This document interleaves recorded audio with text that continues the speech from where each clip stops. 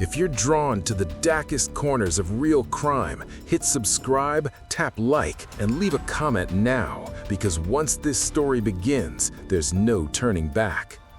Red and blue lights sliced through the night, reflecting off rain-slicked asphalt as police cars screeched to a halt on a deserted stretch of road. Christmas decorations still blinked in nearby apartment windows, cheerful and oblivious, while officers stood frozen over something unspeakable. A woman lay motionless near the curb, her body twisted at an impossible angle, the smell of burned rubber hanging in the cold air. A single high-heeled shoe sat several yards away, as if flung there by force. This wasn't just another accident scene. Everyone there could feel it. Something was deeply wrong. Her name was Laura Mitchell, a 31-year-old mother of two. Hours earlier, she had been alive, texting her sister about last-minute Christmas plans, promising her kids she'd be home soon. Now, she was fighting for her life in an intensive care unit, her injuries so severe that doctors warned her family to prepare for the worst. Witnesses told police she had been struck by a speeding car, but that wasn't the part that chilled investigators. According to a shaken bystander, the vehicle hadn't stopped, it had kept going. Security cameras from nearby storefronts revealed fragments of a nightmare. Grainy footage showed Laura crossing the street when headlights suddenly swerved toward her. The impact sent her crashing onto the hood. Instead of braking, the driver accelerated. Her body disappeared beneath the car, dragged forward into darkness. The footage cut out seconds later, leaving behind more questions than answers. Detectives quickly realized this wasn't a random hit and run. Tire marks curved deliberately, not panicked or accidental. A neighbor reported hearing an engine rev loudly, followed by a scream that ended too abruptly. Someone had wanted Laura hurt, or at least didn't care if she lived. As Laura slipped into a coma, investigators dug into her life. She worked 2 jobs, was known as fiercely protective of her children, and had recently ended a turbulent relationship. Her ex, Daniel Reed, suddenly became a name of interest. He had a temper, a history of control issues, and according to text messages recovered from Laura's phone, he had been desperately trying to see her in the days leading up to the incident. Police tracked Daniel's car to a repair shop across town. The front bumper had fresh damage. Underneath, forensic teams found traces of fabric and blood. When confronted, Daniel claimed he'd been driving home alone and never saw Laura that night. He said someone else must have used his car, but his story kept shifting, small details changing every time detectives pressed him. Meanwhile, Laura remained unconscious, her family keeping vigil as Christmas approached. Machines breathed for her. Nurses whispered apologies to her children, who clutched toys beside her hospital bed, waiting for a miracle that never came. Then, just hours before Christmas Eve dawned, a lab technician rushed into the precinct with new results from the vehicle evidence. Embedded deep beneath the chassis was something no one expected, something that suggested Laura hadn't just been hit, she'd been trapped, and whoever was behind the wheel had known it. By the time the sun rose over the city, the case had shifted from tragic hit and run to something far darker. The forensic report confirmed what investigators feared. Fibers from Laura Mitchell's coat were wrapped around the car's undercarriage, twisted tightly by heat and friction. She hadn't been thrown clear. She'd been dragged, conscious for at least part of it. Detective Erin Walsh stared at the photos in silence. She'd worked homicides for 15 years, but this one crawled under her skin. Drag marks on the road stretched nearly 200 feet before ending abruptly near a drainage ditch. That meant the driver hadn't panicked. He'd driven, deliberately, long enough to know. As Laura remained in a coma, the investigation became a race against time. Prosecutors needed her testimony, anything she might remember before it was too late. Meanwhile, detectives tore apart her final hours. Phone records showed she'd left a bar just after midnight. She hadn't been drinking heavily. She'd declined a ride home. One unanswered call stood out, time-stamped 11 minutes before the impact. It was from Daniel Reed. When questioned again, Daniel's composure cracked. He admitted he'd been nearby that night, claimed it was coincidence. He said they'd argued earlier in the week about custody schedules, nothing serious. But then detectives showed him the phone records, the location pings, the traffic camera footage placing his car within seconds of the impact. That's when he asked for a lawyer.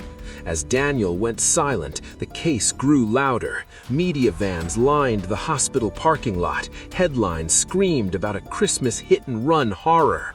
Laura's sister gave tearful interviews, pleading for justice while shielding Laura's children from the cameras. Donations poured in, so did tips, dozens of them, some helpful, many not. One tip, however, stopped detectives cold. A mechanic from the repair shop came forward, trembling.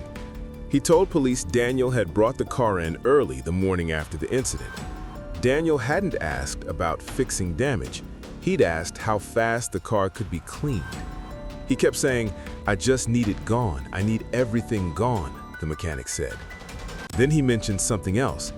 Daniel's hands had been shaking, and he'd muttered, "She wouldn't let go." That single sentence changed everything. Investigators obtained a warrant and searched Daniel's apartment. What they found painted a picture of obsession. Photos of Laura saved on an old laptop, messages she'd never responded to, notes scribbled in anger. One piece of paper, crumpled and shoved into a drawer, read, "If I can't have my family, no one will."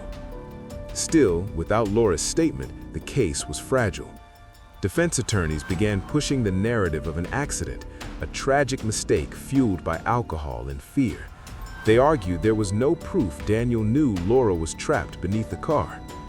Then, 3 days before Christmas Eve, Laura's heart rate spiked unexpectedly. Nurses rushed in, her fingers twitched. A doctor called her family, warning them this might be their last chance. Detective Walsh stood at the foot of the bed as Laura's eyes fluttered open for the first time in weeks. Tubes and wires surrounded her, machines hissing softly. Walsh leaned in, voice barely above a whisper. "Laura," she said, "do you remember who was driving the car?" Laura's lips trembled, her eyes filled with tears, and then, slowly, she nodded. Laura Mitchell never fully regained her voice. On the morning of Christmas Eve, the hospital room was filled with soft carols playing from a nurse's phone, an attempt at comfort that felt painfully out of place. Laura's family stood close, holding her hands, watching her chest rise and fall with mechanical assistance. When Detective Walsh returned, Laura was barely conscious, but she was aware. Walsh placed a small notepad in Laura's trembling hand. "You don't have to speak," she said gently. "Just write if you can." With effort that seemed to drain the last of her strength, Laura pressed the pen to paper. The letters were uneven, smeared by tears. One word, one name: Daniel. Minutes later, Laura's condition crashed. Doctors rushed in, curtains pulled closed, alarms screaming. At 6:42 p.m., just hours before Christmas officially began, Laura Mitchell was pronounced dead. A mother of two, gone. Outside the hospital, snow began to fall, slow, silent, and indifferent. The charge was upgraded immediately. What had once been framed as a hit-and-run was now homicide. Prosecutors laid out the evidence piece by piece: the curved tire marks, the dragged fibers, the mechanic's testimony, the obsessive messages. But the most powerful evidence came from Laura herself, her final written word, a dying identification. Daniel Reed was arrested that night. In interrogation, he broke, not all at once, but in fragments. He admitted to seeing Laura in the road, admitted to hitting her, but he insisted it wasn't supposed to go that far. He claimed panic took over, that he didn't realize she was trapped beneath the car. Detectives played the surveillance footage again, stopping at the moment where the car accelerated. "Panic doesn't press the gas," Walsh said coldly. At trial, the courtroom was packed. Laura's children sat in the front row with relatives, too young to fully understand why their mother wasn't coming home. Daniel avoided their eyes. The jury didn't. Experts testified that the dragging would have been impossible to miss. The sound, the resistance, the sparks beneath the car. The prosecution argued it wasn't fear that drove Daniel forward that night. It was rage, control, a final act of punishment. The verdict came quickly. Guilty. Daniel Reed was sentenced to life in prison with no possibility of parole. As he was led away, he finally looked towards Laura's family. There was no apology, just emptiness. Months later, Detective Walsh returned to the stretch of road where it all began. The city had repaved it. Traffic flowed normally now. No memorial, no marker, just asphalt hiding a story most people would never know. Laura's children now live with their aunt. Every Christmas Eve, they light a candle for their mother. They remember her laugh, her promises, the night she never made it home. And the haunting truth remains. Laura didn't just lose her life that night. She spent her final weeks fighting to make sure the person responsible could never hurt anyone else again. If this story stayed with you, there are more like it waiting. Stories that prove the most terrifying danger often comes from someone you already know. Don't miss the next one.